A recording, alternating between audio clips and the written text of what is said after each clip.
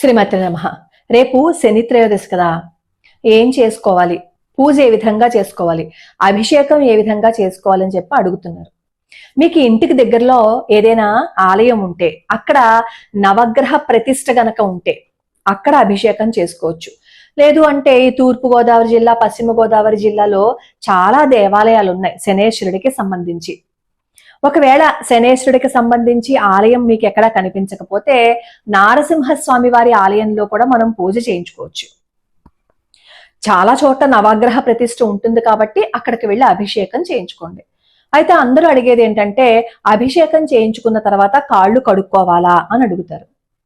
అభిషేకం చేయించుకున్న తర్వాత కాళ్ళు కడుక్కోవాలి అని కొంతమంది చెప్తారు, కడుక్కోవాల్సిన అవసరం లేదు అని కొంతమంది చెప్తారు. కొంతమంది అయితే స్నానం కూడా చేస్తారు శనేశ్వరుడికి అభిషేకం చేయించుకున్న తర్వాత.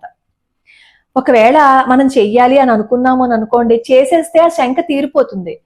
చెయ్యక్కర్లేదు అన్నారు కదా, మనం చేయడం మానేసి ఆ తర్వాత బాధపడ్డం కంటే, కొంతమంది ఇలా అంటున్నారు కదా, కొన్ని కాళ్ళు కడిగేసుకుంటే నష్టమే ఉందని చెప్పి కాళ్ళు కడిగేసుకున్నాం అని అనుకోండి, తప్పు లేదు. మనం ఏదైనా ఒక పని చేస్తున్నప్పుడు ఆ పని చేసేసాము అని అనుకోండి, చేసేసిన తర్వాత దాని గురించి బాధపడే కంటే కూడా ఇకపై ఆ తప్పు చేయకుండా ఉంటే మనకి ఎటువంటి ఇబ్బంది ఉండదన్నమాట. అయితే రేపు అభిషేకం చేసుకోవడానికి చాలా మంది దేవాలయానికి వెళ్తారు.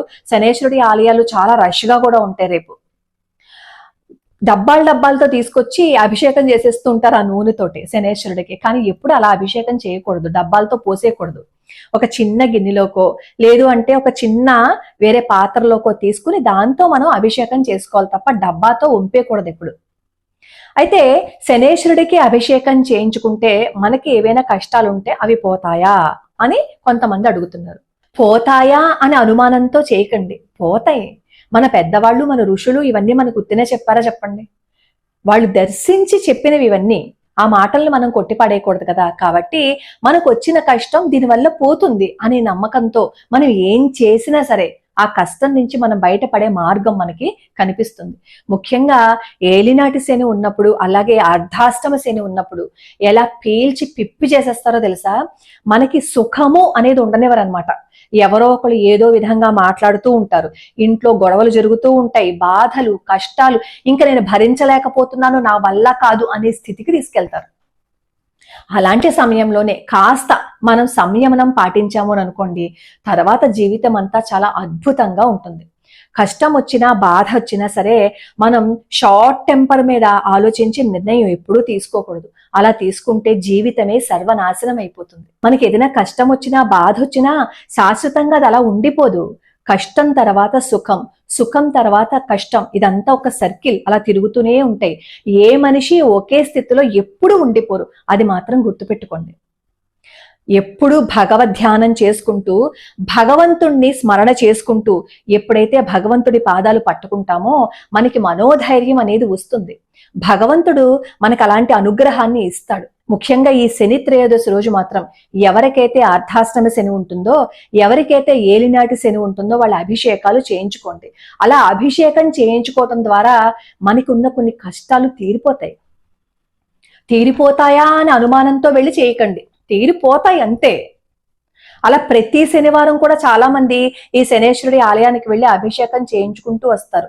అలా చేయించుకోగా మనకి ఆ కష్టాలని భరించే శక్తి వస్తుంది. ఆ కష్టాల నుంచి బయటపడిపోయే మార్గం కూడా మనకి కనిపిస్తుంది. అలాగే ప్రతిరోజు పిప్పలాదుడు రచించిన ఒక స్తోత్రం ఉంటుంది, శనేశ్వరుడి స్తోత్రం. నేను దాన్ని వీడియోస్ లో చేశాను, రోజుకో శ్లోకంలో ఉన్నాయి, ఒకసారి చూసుకోండి. అలానే దశరథ మహారాజు నారసింహస్వామి వారిని స్తుతిస్తూ ఒక స్తోత్రం చేశారు. ఆ స్తోత్రం కూడా ప్రతి క్షణం చదివినట్లయితే ఇంక ఈ కష్టాలు నా వల్ల కాదు బాబోయ్ అని ఎవరైతే అనుకుంటారో వాళ్ళు ఆ కష్టం నుంచి బయటపడిపోవటం మాత్రమే కాకుండా శనేశ్వరుడి దృష్టి ఎవరైతే దశరథ కృత నారసింహ స్తోత్రం చదువుతుంటారో వాళ్ళ మీద ఉండదుట. అంతటి అద్భుతమైన స్తోత్రం. కాబట్టి ఆ 2 స్తోత్రాలు చదువుకోవడానికి ప్రయత్నించండి. మాకు ఈ స్తోత్రాలు రావు, మేం చదువుకోలేము అని అనుకుంటారా? నారసింహస్వామి వారిని ఆరాధించడం కానీ, ఆంజనేయ స్వామి వారికి ఆకు పూజ చేయించుకోవటం కానీ చేయండి. అప్పుడు కూడా ఈ శనేశ్వరుడి బాధలు ఉండవు. మనం అనుకుంటాం కానీ శని మహాదశ వచ్చేసింది, ఏలినాటి శని వచ్చేసింది, అర్ధాష్టమ శని వచ్చేసింది అని మనం అనుకుంటాం కానీ శనేశ్వరుడు మనకి ఒక పాఠాన్ని చెప్తున్నాడు. కష్టాల్లో ఉన్నప్పుడు, బాధల్లో ఉన్నప్పుడే తన వాళ్ళెవరో పరాయి వాళ్ళెవరో తెలుస్తుందిట. శనేశ్వరుడు మనకి పాఠం చూపిస్తున్నాడు. ఓసే ఇదిగో వీళ్ళు నీ వాళ్ళు, వీళ్ళు నీ వాళ్ళు కాదు అనే ఒక పాఠాన్ని ఆయన మనకి చెప్తున్నాడు. దేన్నైనా సరే మనం పాజిటివ్ గా తీసుకుని వెళ్తూ ఉంటే మన జీవితం పాజిటివ్ గానే ఉంటుంది. మనం ఎప్పుడు నెగిటివ్ నెగిటివ్ నెగిటివ్ నెగిటివ్ వింటూ ఉన్నాం అనుకోండి, మన జీవితం మొత్తం నెగిటివ్ గానే మారిపోతుంది. ఇంకా కింద నేను మన ఛానల్లో అప్లోడ్ చేసిన శ్లోకాలు ఇస్తాను, అవి ఒకసారి చూసుకోండి.